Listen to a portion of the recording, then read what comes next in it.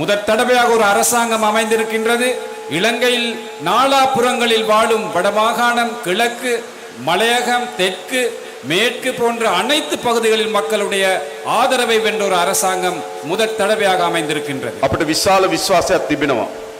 මේ මැයි 6 වෙනිදා මීට පෙර අප කරේ විශ්වාස නොකරපු කණ්ඩායම් පවා මේ මැයි 6 වෙනිදා අප කරේ විශ්වාසය තබලා මෙම පළාත් තුළ විශාල ජයග්‍රහණයක් ගෙනත් දෙන බව மே மாதம் 6ஆம் தேதி நாங்கள் நம்புகின்றோம். இதற்கு முதல்ல எம்மை நம்பாத மக்கள் கூட இந்த 6ஆம் தேதி பிரதேச சபை தேர்தலின் போது எமக்கு பெரிய அளவிலான வாக்குகளை பெற்றுக் கொடுப்பார்கள் என்று நாங்கள் நம்புகின்றோம். මොකද කියන්නේ? என்ன சொல்கிறீர்கள்? ලොකු ජයග්‍රහණයක් ලැබෙනවා. பெரியதொரு வெற்றி எமக்கு கிடைக்கும் கட்டாயமாக. ආය අපි කවදාවත් බෙදෙන්න ඕනේ නැහැ. மீண்டும் எந்த ஒரு நேரத்திலும் நாங்கள் பிரிய வேண்டிய தேவையில்லை. අපි කවදාවත් ගහ ගන්න ඕනේ නැහැ. நாங்கள் ஒருபோதும் சண்டை பிடிக்க தேவையில்லை. අපි කවදාවත් යුද්ධ කරන්න ඕනේ නැහැ. ஒருபோதும் நாங்கள் யுத்தம் செய்ய வேண்டியதில்லை. අපි එක රටක් තුල ஒரே நாட்டினுள் සහෝදරත්වයෙන් சகோதரத்துவமாக එක අම්මා තාත්තගේ දරුවෝ වගේ ஒரே தாயின் பிள்ளைகளை මේ போன்று රට ගොඩනගන්න, இந்த நாட்டை கட்டி எழுப்ப, මේ රට ඉදිරියට ගෙන යන්න இந்த நாட்டை முன்னுக்கு கொண்டு போக අපි එකතු වෙමු. நாங்கள் அனைவருமே ஒன்று சேருவோம். එහෙම වුණා නේද? அப்படி தேவைதானே? අපේ පරම්පරාව යුද්ධ කරගත්තා. எமது பரம்பரை யுத்தம் செய்து கொண்டார்கள். මොකද අපිට ඉතුරුනේ? என்ன எங்களுக்கு மிஞ்சியது? දකුණේද උතුරේද? தெற்கிலும் வடக்கிலும் අම්මා තාත්තට දරුවෝ අහිමි වුණා. பெற்றோர்களுக்கு பிள்ளைகள் இழக்கப்பட்டனர். යාළුවන්ට මිතුරන් අහිමි වුණා. நண்பர்களுக்கு தனது நண்பர்கள் இழந்தார்கள். බිරින්දෑවරුන්ට ස්වාමිවරුන් අහිමි වුණා. மனைவிமார்களுக்கு கணவர்கள் இல்லாம රට போயினர். විශාල ඛේදවාචකයකටපත් වුණා. நாடு பெரியதொரு சீரழிவுக்கு முகம் கொடுத்தது. ඒ පැරණි දේශපාලකයාගේ ප්‍රතිඵල அது பல அரசியலில் வந்து பலன்கள். තව දුරටත් අපේ රට කවදාවත් ஒரு போதும் எமது நாட்டிலே යලි ගැටුම් ඇති වෙන දේශපාලනයක්, மீண்டும் முருகல் நிலை ஏற்படும் அரசியலை, එකිනෙකා එනකොටා ගන්න දේශපාලනයක්, ஒவ்வொருத்தர் முரண்படும் அரசியலை, අපේ පරම්පරාව යුද්ධ කරගත්තර අපේ දරුවන්ගේ පරම්පරාවට යුද්ධ කරගන්න ඉඩ නොදෙන රටක් අපි හදනවා. நாம் யுத்தம் செய்தாலும் எமது இளம் சமுதாயம் யுத்தம் செய்யாத ஒரு நாட்டை நாங்கள் கட்டி எழுப்புவோம். අපි මේ රටේ ඉපදෙනවා, මේ රටේ ආර්ථිකයට අවුල් වෙනවා, මේ මාපොළේ පොහොර වෙනවා. நாங்கள் இந்த நாட்டிலே பிறக்கின்றோம், இந்த நாட்டிலே வளர்கின்றோம், இறுதியிலே இறந்ததன் பின்பு இந்த நாட்டிற்கு உரமாகின்றோம். අපි ඔක්කොම මේ රටේ පුරවැසියන්. நாங்கள் அனைவருமே இந்த நாட்டு අපි பிரஜைகள். හැමදෙනාම සාධාරණ අයිතීන් තියෙනවා.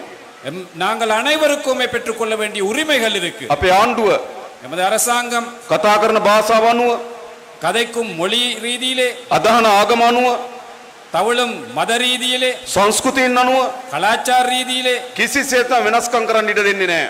ஒரு போதும் பிரிவினைக்குட்படவோ வேற்றுமையில் காட்டவோ நாங்கள் இடமளிக்க හැම மாட்டோம். දෙනාගේම அனைவருடைய සාධාරණ අයිතීන්, நியாயமான உரிமைகளை, සමාන අයිතීන් சமனான உரிமைகள் පිළිගන්න ආණ්ඩුවක් මේක. ஏற்றுக்கொள்ளும் அரசாங்கம் இது. අපි ප්‍රශ්න ටික විසඳනවා.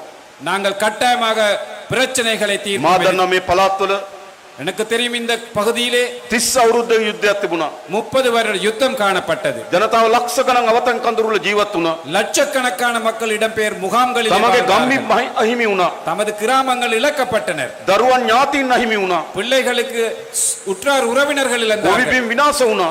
விவசாய நிலங்கள் அழிக்கப்பட்டன. පාරවල් පාලම් කඩා වැටුණා. பாதைகள் அழிந்து போயின. නගර ජනශූන්‍ය වුණා. நகரங்கள் மக்கள் இல்லாத சூன்யமான நிலை, මා ඛේදවාචකයකට මුහුණ දුන්නා. பெரியதொரு கவலைகரமான நிலைக்கு දැන් අපිට போகும். ආණ්ඩු බලය තිබෙනවා. நான் இப்போது எங்களுக்கு அரசு பலம் අපි இருக்கு. එකතු වෙලා ආණ්ඩුවක් හදලා තියෙනවා. நாங்கள் அனைவரும் ஒன்றிணைந்து அரசாங்கத்தை මේ அமைத்திருக்கிறோம். ප්‍රශ්න உங்களுடைய பிரச்சனைகள் පියවරෙන් පියවර படிப்படியாக විසඳීම සඳහා අපි කටයුතු කරන බව මම ඔබට සාතික කරනවා. தீர்ப்பதற்காக நாங்கள் நடவடிக்கை எடுப்போம் என்பது உறுதியாக கூறுகிறோம். එක முதலாவது අපි දන්නවා ආරක්ෂක හේතුන් මත முதலாவதாக பாதுகாப்பு காரணங்களால் ජනතාවගේ ඉඩම් மக்களுடைய காணிகள் හමුදා කඳවුරු වෙත පවරගෙන තිබෙනවා. ராணுவ முகாம்களுக்காக எடுத்திருக்கிறார்கள். අපි මේ හමුදා නිලධාරීන් එක්ක, நாங்கள் அந்த ராணுவ தலைவர்களுடன் අපි සාකච්ඡා කරලා තියෙනවා. நாங்கள் பேச்சுவார்த்தை நடத்தியிருக்கின்றோம். නිදහස් කරන්න පුළුවන් හැම බිම් මඟලක්ම விடுதலை செய்யக்கூடிய அனைத்து நிலங்களையும் ආපහු එම ජනතාවට ලබා දෙන්න අපි කටයුතු කරනවා. மீண்டும் மக்களுக்காக வழங்குவதற்கு நாங்கள் நடவடிக்கை எடுப்போம். හොඳයිනේ. நல்லமா? ඒ විතරක් නෙවෙයි. அது மட்டுமல்ல, සමහර ඉඩම් சில காணிகள், පාරම්පරික වගා කරපු ඉඩම් பரம்பரையாக விவசாயம் செய்த காணிகள், Google map එක දිහා බලලා கூகுள் அந்த மேப்பை பார்த்து වන සංරක්ෂණ දෙපාර්තමේන්තුව පවරගත්තා. வன பாதுகாப்பு திணைக்களம் அவர்களுக்கு உரித்தாக்கி ඒවා கொண்டார். මේ ප්‍රදේශ වගා කරපු ඉඩම්. இது இந்த பகுதி மக்கள் விவசாயம் செய்த நிலங்கள், ජනතාවගේ ඉඩම්. மக்களுடைய நிலங்கள். ඒවා නැවත නිසි පරීක්ෂාවකින් අපි ලබා දෙන්න කටයුතු කරනවා. அவற்றை மீண்டும் உரிய ஆய்வின் பின்னால் நாங்கள் வழங்குவதற்கு நடவடிக்கை எடுப்போம். ඒ වගේම තවත් පාරවල් කීපයක් වහලා තියෙනවා. ஆகவே இன்னும் சில பாதைகள் மூடப்பட்டிருக்கின்றன. ජනාධිපති මන්දිරයේ ඉස්සරහා කොළඹ පාර ඇරලා තියෙන්නේ. ஜனாதிபதி மாளிகைக்கு முன்னால் இருந்த பாதையை நாங்கள் திறந்து விட்டோம். අරලියගහ මන්දිරයේ ඉස්සරහා කොළඹ පාර ඇරලා තියෙන්නේ. அலரி மாளிகைக்கு முன்னால் இருந்த பாதையை திறந்து விட்டோம். මොකටද කිලිනොච්චි පාරවල් වහන් තියෙන්නේ? எதற்காக நாங்கள் கிளிநொச்சி பாதைகளை மூடி ඒ හැම இருக்கின்றோம்? පාරක්ම ජනතාවට ගමන් කරන්න පුළුවන් ආකාරයෙන් යලි අපි විවෘත කරනවා. இந்த அனைத்து பாதைகளையும் மக்களுக்கு பயன்படுத்தக்கூடிய வகையிலே நாங்கள் திறந்து விடுவோம். දැනටමත් අපි යාපනයේ උතුරේ පාරවල් විශාල ප්‍රමාණයක් යලි විවෘත කරලා තිබෙනවා. ஏற்கனவே நாங்கள் யாழ்ப்பாணத்தில் பாதைகளை திறந்து விட்டிருக்கின்றோம். අපි මේ රට සාමාන්‍ය තත්ත්වයට ගේන්න ඕන. இந்த நாட்டை சாதாரண நிலைக்கு கொண்டு வர வேண்டும். ඒ වගේම අපි හඳුනාගෙන තියෙනවා அதே போன்று நாங்கள் அறிந்திருக்கின்றோம், යුද්ධය හේතු කරගෙන නිවාස අහිමි වුණු யுத்தம் காரணமாக வீடுகள் இழக்கப்பட்ட, නිවාසයක් හදාගන්න වත්කමක් නැති வீடுகளை கட்டிக்கொள்வதற்காக நிதி විශාල வழங்கலாத පිරිසක් මේ උතුරේ ඉන්න බව மிக பெருமளவு மக்கள் இந்த ඒ வடமாகாணத்தில் සියලු இருக்கின்றார்கள். දෙනාට அந்த அனைத்து மக்களுக்கும் නිවාස ඉදිකර ගැනීම සඳහා வீடுகளை கட்டிக்கொள்வதற்காக අපේ ආණ්ඩුව සහාය දෙනවා කටයුතු කරනවා. எமது அரசாங்கம் உதவி செய்யும், அதற்காக நடவடிக்கை எடுக்கும். පෞගේ දමන් දිස්ත්‍රික් සම්බන්ධයෙන් කරන කමිටුවට ආපු වෙලාවේ அண்மையிலே இந்த மாவட்ட ஒருங்கிணைப்பு குழுக்கு வந்த நேரத்திலே ගෙවල් හදන්න සල්ලි දීලා තිබුණා. வீடுகளை புனரமைக்க காசு நிதி ஒதுக்கீடு හැබැයි செய்திருந்தார். කොටසයි දීලා තියෙන්නේ. ஆனால் ஒரு பகுதி தான் வழங்கப்பட்டிருந்தது. ඉතුරු කොටස අපි ලබා දෙනවා. மீதி தொகை நாங்கள் பெற்றுக் கொடுப்போம் அந்த வீடுகளை புனரமைப்பதற்கு. ඉඩම් ටික තියෙන්න ඕන. காணிகள் இருக்க வேண்டும், ඉන්න ගෙයක් තියෙන්න ඕන. இருப்பதற்கு வீடு இருக்க வேண்டும், යන්න එන්න පාරවල් තියෙන්න ඕන. பயணிப்பதற்கு பாதை இருக்க வேண்டும். තියෙන පාරවල් විශාල ප්‍රමාණයක් කැඩලා තියෙන්නේ. பல பாதைகள் போக இயலாத நிலையிலே இருக்கின்றன. අපි අයවැය ලේඛනයෙන් நாங்கள் இந்த வரவு செலவு මේ திட்டத்திலே උතුරු පළාතේ පාරවල් හදන්න இந்த வடமாகாணத்தில் பாதைகள் புனரமைப்பதற்காக දසලක්ෂ 5000ක් වෙන් කරලා තියෙනවා. 50 மில்லியன் ரூபாய் 500 மில்லியன் 5000 மில்லியன் ரூபாய் நாங்கள் හැම ஒதுக்கப்பட்டோம். පාරක්ම අපි හදන්න ඕන. இந்த அனைத்து பாதைகளையும் நாங்கள் කැඩුණු புனரமைக்க, පාලම් තියෙනවා.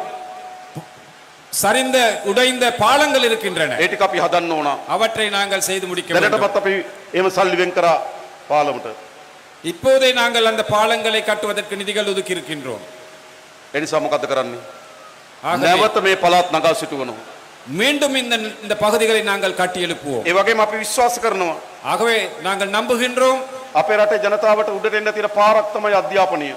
எமது மக்களுக்கு தனது வாழ்வை கொஞ்சம் உயர்த்துவதற்கு உள்ள வழிதான் මම දන්නවා கல்வித்துறை. මේ ප්‍රදේශ ජනතාව எனக்கு தெரியும் இந்த பகுதி மக்கள் තමගේ දරුවන්ට උගන්වන විශාල වෙහෙසක් දරනවා. பிள்ளைகளுக்கு கற்பிப்பதற்காக மிகவும் கஷ்டப்படுகிறார்கள். අපි ආණ්ඩුවට උපරිම සහාය දෙන්නම්. நாங்கள் அரசாங்கத்திலே உயர்ந்தபட்ச உதவியை செய்திருக்கிறோம். මේ ගම් දියුණු වෙන්න இந்த கிராமங்களை வளர்ப்பதற்கு, දුප්පත්භාවයෙන් ගොඩ එන්න வறுமையிலிருந்து மீளெழுவதற்கு, දරුවන්ට හොඳට උගන්වන්න පටන් ගන්න ඕන. பிள்ளைகளுக்கு நன்றாக படிப்பிக்க நாங்கள் முயற்சி எடுக்க வேண்டும். ගොඩ නැගිලි නැත්තම් අපිට කියන්න අපි හදලා දෙන්නම්. அவ்வாறு வளராவிட்டால் சொல்லுங்கள், நாங்கள் வளர்த்து விடுகிறோம். මම දන්නා විශාල දෙමළ භාෂාවේ ගුරුවරුන්ගේ හිගයක් තියෙනවා. எனக்கு தெரியும், தமிழ் மொழி மூலமான பற்றாக்குறை ஒன்று இருக்கு. ஆசிரியர்கள், අපි ඒ පුරප්පාඩු පුරවනවා. நாங்கள் அந்த பற்றாக்குறையை நிவர்த்தி செய்வோம். ඒ විතරක් නෙවෙයි. அது மட்டுமல்ல, දැනටමත් අපි ළමයි 300ට අඩු පාසල් වල දරුවන්ට සපත්තු දෙනවා. ஏற்கனவே 300க்கு குறைந்த மாணவர்கள் கற்கும் பாடசாலைகளுக்கு நாங்கள் சப்பாத்து அந்த நிதி உதவி චීන ආණ්ඩුව අපිට එකඟ වෙලා තියෙනවා ඉදිරි වසර කිහිපයකම පාසල් නිලැඳුම් නොමිලේ ලබා දෙන්න. சீன அரசாங்கத்தால் அவர்கள் கூறியிருக்கின்றார்கள், எதிர்வரும் வருடங்களிலே அவர்கள் இலவசமாக சீருடைகள் வழங்குவார்கள். ඒ වගේම අපි அதே போன்று நாங்கள் මේ පහුගිය ජනවාරි මාසේ கடந்த ஜனவரி மாதத்தில் ළමුන් ලක්ෂ 16කට பிள்ளைகள் 16 லட்சம் பேருக்கு රුපියල් 6000 ගානේ දුන්නා පාසල් පොත් සහ අමතර උපකරණ මිලදී ගන්න. 6000 ரூபாய் படி நாங்கள் வழங்கினோம் பாடசாலை உபகரணங்களை வழங்குவதற்காக. එහෙම දරුවට උදව් කරපු එකම ආණ්ඩුව ජාතික ජන බලවේගයේ ආණ්ඩුව. அவ்வாறு பிள்ளைகளுக்கு உதவி செய்யும் ஒரே ஒரு அரசாங்கம் தேசிய மக்கள் சக்தி அரசாங்கமாகும். අපි මහපොළ ශිෂ්‍යාධාර වැඩි කරලා තියෙනවා. நாங்கள் மகாபோல அந்த கொடுப்பனவை ශිෂ්‍යාධාර වැඩි කරලා තියෙනවා. அந்த கொடுப்பனவுகள் அதிகரிக்கப்பட்டிருக்கிறோம். හොඳට දරුවන්ට උගන්වන්න පටන් ගන්න. பிள்ளைகளுக்கு படிப்பிப்பதற்கு நாங்கள் உதவி செய்திருக்கின்றோம். මේ රට උඩට ගැනීමට අපි වැඩ කරමු. இந்த நாட்டை மேலெடுப்பதற்காக நாங்கள் நடவடிக்கை எடுக்கின்றோம். ඒ වගේම තමයි அதே போன்றுதான் මම දන්න විශාල අමාරුවෙන් ජීවත් වෙන ජනතාවක් ඉන්නවා. மிகவும் கஷ்டமான நிலையிலே வாழும் மக்கள் வாழ்கிறார்கள் இங்கு. රුපියල් 8,500 අස්වැසුම 10,000 දක්වා වැඩි කරා. 8500 கிடைத்த அஸ்வசும 10000 ரூபாய் வரை அதிகரித்தோம். 15,000 අස්වැසුම 17,500 දක්වා වැඩි කරා. 15000 கிடைத்த அஸ்வசும 17500 வரை நாங்கள் அதிகரித்தோம். ඒත් අස්වැසුම ලැබිය යුතු ஆனால் அஸ்வசும கிடைக்க வேண்டிய නොලැබෙන කණ්ඩායමක් ඉන්නවා. கிடைக்காத மக்கள் இருக்கிறார்கள். ලක්ෂ 4ක් ඉන්නවා. 4 லட்சம் பேர் இருக்கிறார்கள். අන්නේ පවුල් ලක්ෂ 4ට அந்த 4 லட்சம் குடும்பங்களுக்கு ජුනි මාසේ ඉඳන් අස්වැසුම ලබා දෙනවා. ஜூன் மாதத்தில் இருந்து அந்த அஸ்வசும கொடுப்பனவு கிடைக்கும். අපි වැඩිහිටි දීමනාව වැඩි කරා.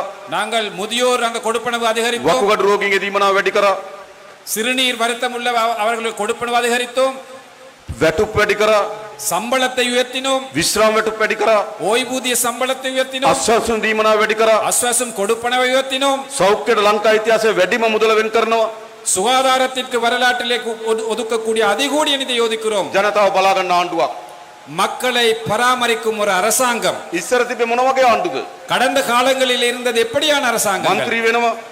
ஒரு உறுப்பினரா வருவாரு, ඇමති වෙනවා. அமைச்சரா வருவாரு, ජනාධිපති වෙනවා. ஜனாதிபதியா வருவாரு. ඒගොල්ලෝ ඔක්කොම බෙදා ගන්නවා. அவர்களே எல்லாமே ஒதுக்கி கொண்டார்கள். අපේ ආණ්ඩුව එහෙම නෙවෙයි. எபது அரசாங்கம் அப்படி அல்ல. ජනාධිපති ලැබෙන බොහෝ දේවල් අත්හරිනවා. ஜனாதிபதிக்கு கிடைக்கும் பெரும்பாலான அந்த சலுகைகளை ஒதுக்குகிறோம். ඇමතිවරුන්ට ලැබෙන බොහෝ දේවල් අත්හරිනවා. அமைச்சர்களுக்கு கிடைக்கும் சலுகைகளை நாங்கள் ஒதுக்குகிறோம். മന്ത്രിවරුන්ට ලැබෙන බොහෝ දේවල් අත්හරිනවා. பாராளுமன்ற உறுப்பினர்களுக்கு கிடைக்கும் நிதியை நாங்கள் சலுகையை நாங்கள் ஒதுக்குகிறோம். ඒ ධනෙ එකතු කරලා அந்த நிதியை சேர்த்து ජනතාවට ලබා දෙනවා. பொதுமக்களுக்கு அதை நாங்கள் வழங்குகிறோம். අන්න ආණ්ඩුව. அதுதான் அரசாங்கம். ඒක තමයි අපි හදලා තියෙන ආණ්ඩුව. அதுதான் நாங்கள் கட்டியெழுப்பிய அரசாங்கம். මහජනගේ ධනෙ සතයක් හොරකම් කරන්න නැති ආණ්ඩුව. மக்களுடைய பணத்தை 1% களவெடுக்காத මහජනගේ அரசாங்கம். ධනෙ සතයක් නාස්ති කරන්න නැති ආණ්ඩුව. மக்களுடைய நிதியை 1% வீணாக்காத அரசாங்கம். අවුරුදු 70කට පස්සේ 76 வருடத்திற்கு பின்பு හොරකම් කරන්න නැති, திருட்டுத்தனம் இல்லாத, නාස්ති කරන්න නැති வீண்விரயம் இல்லாத ආණ්ඩුවක් හදලා තියෙනවා. ஒரு அரசாங்கத்தை ඒක அமைத்திருக்கிறோம். තමයි පළමු ආණ්ඩුව ලංකාවේ හොරකම් නාස්තිය නැති. இதுதான் இலங்கையில் முதலாவது அரசாங்கம் ஊழல் மோசடி இல்லாத அரசாங்கமாக இருக்கிறது. දැන් මොකද්ද අපි කරන්න ඕන?